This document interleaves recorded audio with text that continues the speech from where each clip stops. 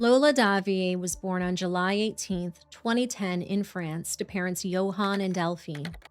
According to Delphine, Lola was a happy, loving young girl, happy to be alive.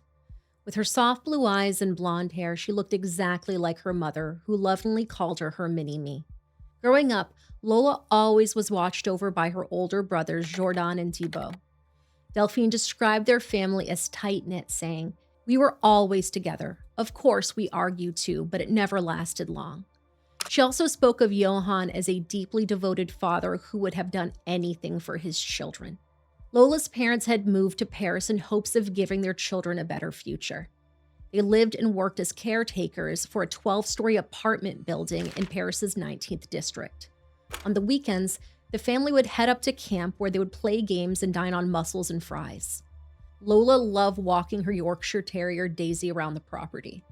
The same happy routine remained largely unchanged for nearly 6 years. Lola had a strong interest in gymnastics. At school, she was part of a trio of mischievous girls. One of the girls from the group said she had known Lola since first grade and that Lola was the first person she befriended after moving there. Friday, October 14th, 2022 was supposed to be a normal day for Lola. Delphine was packing for the family's weekend camping trip. After lunch, she took a short nap. Lola was expected to get home from school around 2:40 p.m., but she never came home that day. When Delphine woke up, she started to panic. She told her husband, "This isn't normal. This is strange. It's not like her not to let us know." By 3 p.m., Johann called her school, but was told that Lola had already left and had been seen walking home. From the very beginning, Delphine feared the worst. She later explained that her whole body felt shattered, saying, "From the moment I didn't hear back, I said to myself, it's not good. There was something." Delphine grabbed a photo of Lola and went to the nearest police station to report her daughter missing. At the station, the police brushed off the 12-year-old girl's disappearance. They suggested that she was probably out with a boyfriend and would return later, but her parents knew this wasn't the case. Lola had never shown any interest in boys. She had always been open with her mother. If Lola had a boyfriend, Delphine would have known. Later, Johann decided to take matters into his own hands and reviewed the building's security footage. As the property manager, he had access to the security cameras. The footage showed Lola entering the apartment building at 2:40 p.m. Walking beside her was a woman wearing a gray jacket and light-colored pants. The woman seemed vaguely familiar to Lola's parents, though they weren't sure how. Moments later, the woman pushed Lola into the elevator. The elevator went up to the 6th floor, where the woman forced Lola into an apartment. Horrified, Johann immediately took the video recording and rushed to get it to the police. An active investigation was opened shortly afterwards. Delphine made the following post to Facebook, which read in part that Lola was last seen at 3:20 p.m. with a young woman we don't know in our building. She is dressed in white jeans, a white hooded sweater, and her gray backpack. Officers searched the 12-story apartment building from top to bottom but found no sign of Lola. However, what they did find was a box cutter and a tape roll in the basement along with signs of a struggle, but the police never publicly shared the details. Everyone had hoped to locate Lola alive, but that hope was shattered by what was found next.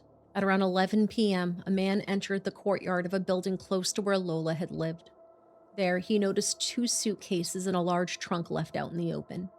Thinking he might have stumbled upon something valuable, he opened the trunk, only to discover the corpse of a young girl buried under a pile of linen. Police responded to the scene, and the body was almost immediately identified as 12-year-old Lola. Some reports have noted that Lola was found without any clothes, and her hands and feet were bound. Her head was covered with duct tape, and cuts and bruises were found all over her body.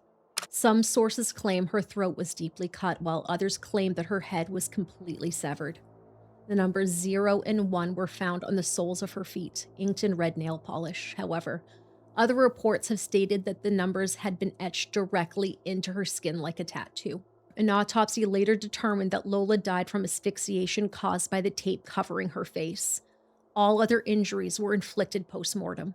The extreme brutality of the crime suggested that the perpetrator might have harbored a personal grudge against Lola. By 2 a.m. the following day, Lola's parents were informed of their daughter's death.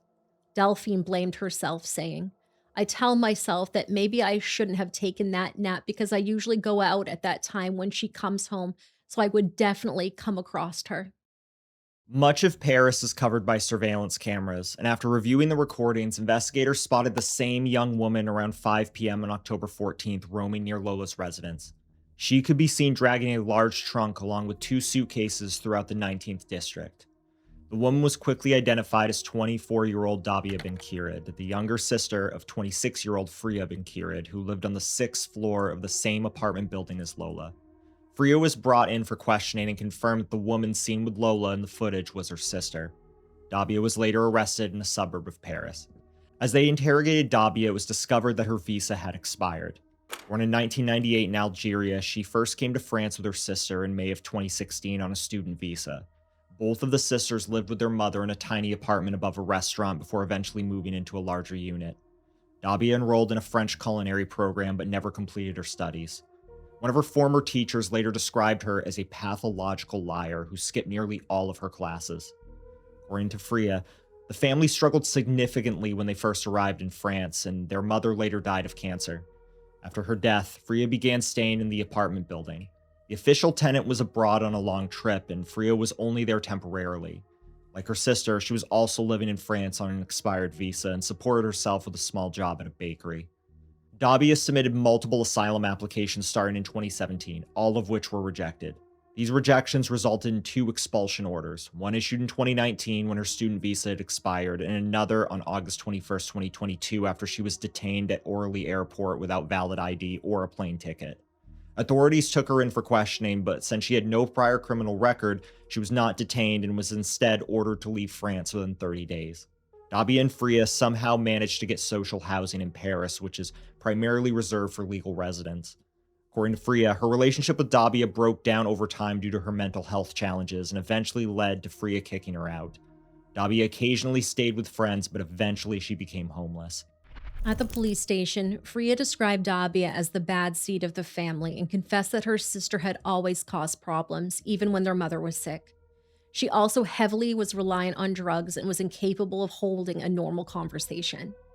When questioned about the events of October 14th, Freya told investigators that upon returning home, she found her apartment in a state of disarray and suspected that Daviet had been there. At around 10:30 p.m., Daviet arrived again, this time carrying a trunk and 2 suitcases. She appeared panicked, and her sister asked for help disposing of them. Freya repeatedly asked about what was inside the trunk, but Daviet refused to say. The 2 sisters eventually dumped the items in the courtyard of another apartment building. At the time, she believed her sister may have killed her boyfriend. According to Freya, her sister was exploitative, a liar, a thief, and quite capable of murder. She also assumed Daviet would stay the night, but she left immediately afterwards. Daviet did have a previous encounter with police. In 2019, Daviet had a doctor's appointment, and when she was asked for payment, Daviet became upset and attacked the receptionist. She then left the building yelling, "I'll come back, you don't know what I'm capable of." The next day, she returned with a friend, just as she had threatened to do, but instead of causing a scene, she behaved calmly and paid the outstanding fee. Still, the 2 receptionists filed a police report against Daviet. When the hospital administration later learned of the altercation, they decided to fire the 2 receptionists instead of supporting them. Given Daviet's background and her sister's statements, investigators initially believed she would be a skilled liar with cover stories for every question, but that wasn't the case at all. During her 4th interview with police, Daviet confessed to killing Lola. She didn't show any remorse at all and said, "I had my pleasure, and that was that." Daviet said she saw Lola outside the apartment complex. There, she told Lola that she lived in the same building. Afterwards, she dragged the girl into the elevator and then into Freya's apartment. Freya wasn't home at the time, which gave Daviet ample time and space to fulfill her sick fantasies. Once inside Freya's apartment, Daviet forced the 12-year-old girl to shower before she essayed her. Authorities never released the full details of what occurred inside the apartment. However, what we do know is that Lola was subjected to extreme violence. After the assault, Daviet gagged Lola with tape, and as she laid there struggling to breathe, Daviet calmly made coffee, listened to music, washed her clothes in her sister's washing machine, and rested. Daviet wasn't done. She went back to Lola and stabbed her multiple times. In her statements to police, she claimed she had not intended to kill the girl, but at the same time, she confessed that she drank Lola's blood and stored some in a bottle. This alleged bottle was never found during the course of the investigation. Daviet also denied responsibility for certain injuries, including the ways in which she was mutilated post-mortem. Daviet claimed that she mistook Lola for her mother and hence took her anger out on her. According to reports, Daviet had previously asked Delphine for a key card to the apartment building, which Delphine allegedly refused. Later, when a detective showed a picture of Lola's dead body to Daviet, she said, "This leaves me indifferent. I was essayed too, and I saw my parents die in front of me." During the interrogation, Daviet kept taking her confessions back. She told the detectives that she had been lying all along or that she had a bad dream the night prior. She swore that she could never kill a child and blamed the crime on a stranger with a gun and even a ghost. But she had said enough, and the police had clear footage of her dragging the trunk that Lola was found in through the street. In the footage, Daviet appeared calm and collected. She talked with strangers passing by and at one point casually dropped the trunk as if it were of no importance.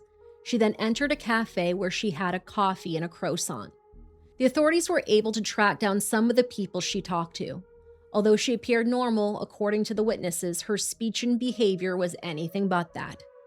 Several people reported that she asked for help carrying her luggage. She even asked random strangers if they knew where she could sell human organs. According to one local resident, "We saw her come into the building. She was all alone, after she came out moments later. We saw her half an hour later with a suitcase. She talked to everyone a little. She looked a little crazy. She acted a little crazy. She couldn't carry the suitcase. We thought about heavy things. She was a little thin. We never thought there was a body in it." Eventually, Daviet contacted a 43-year-old acquaintance named Amin, who drove her to his apartment in a suburb just outside of Paris. She stayed there for several hours, but later that night, she ordered an Uber and returned to Freya's apartment. Both Amin and the Uber driver claimed that they were unaware of the contents of the trunk.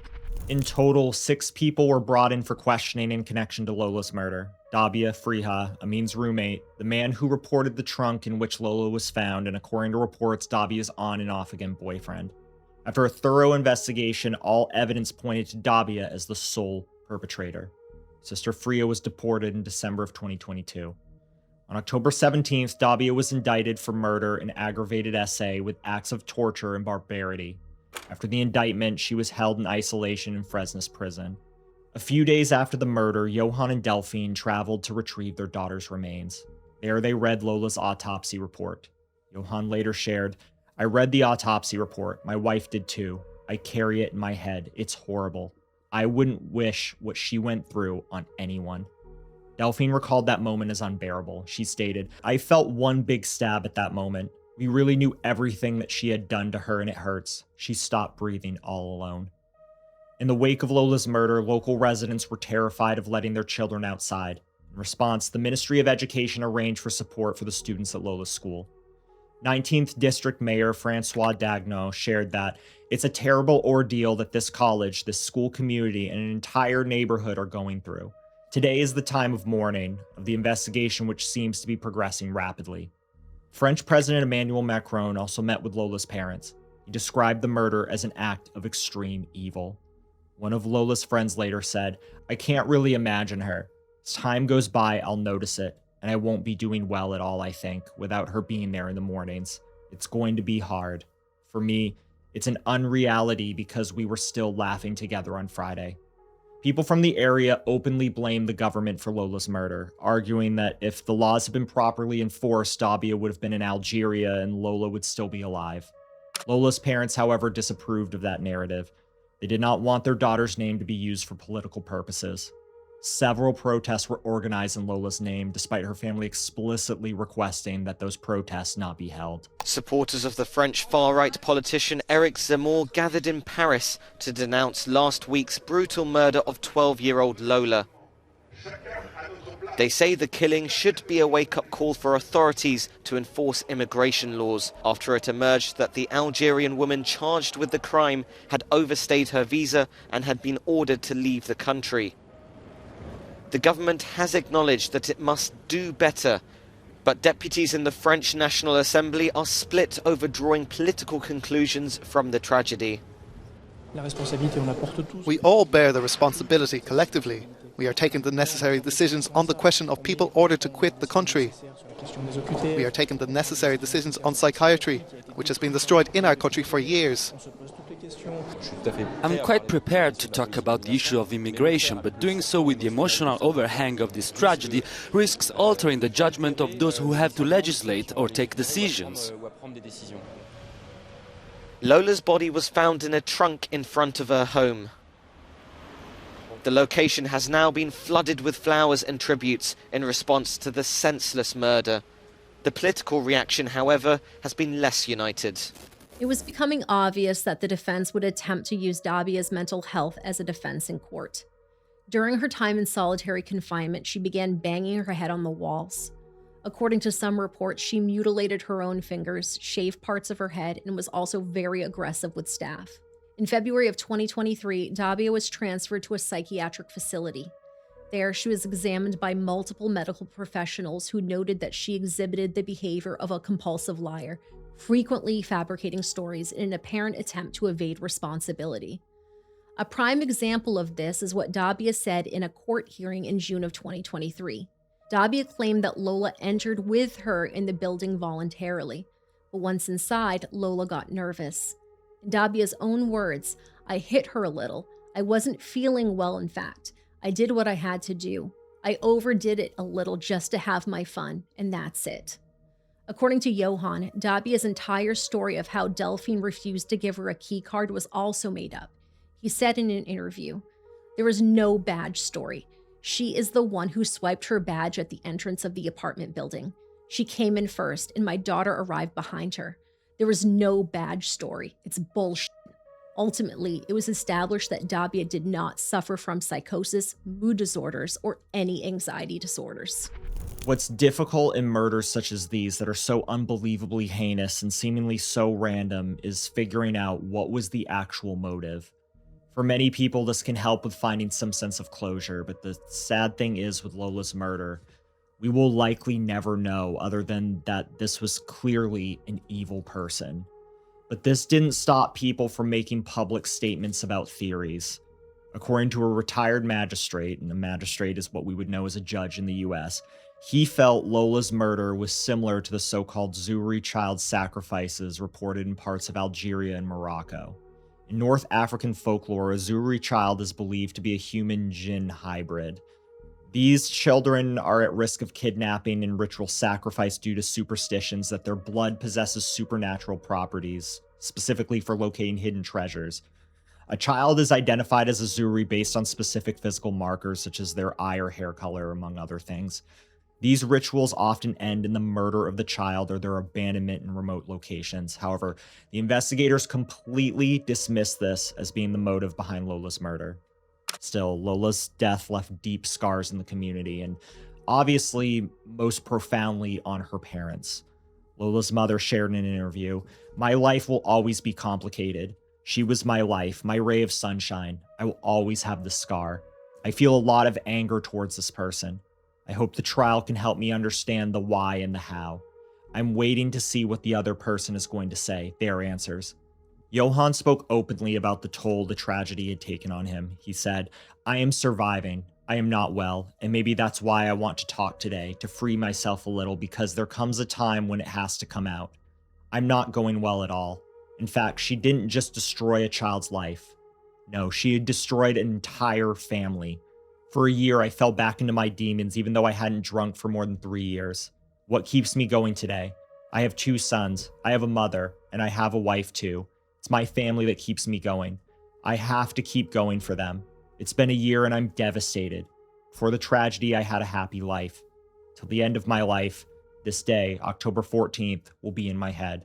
My daughter is my love, and she will always remain the love of my life. This woman who took my daughter's life, she killed an entire family." Sadly, on February 23rd, 2024, Johan died at just 49 years old. Some reports claim that he died of a heart attack, while others claim that he descended into alcoholism and died of grief. We believe that both potentially could be correct here.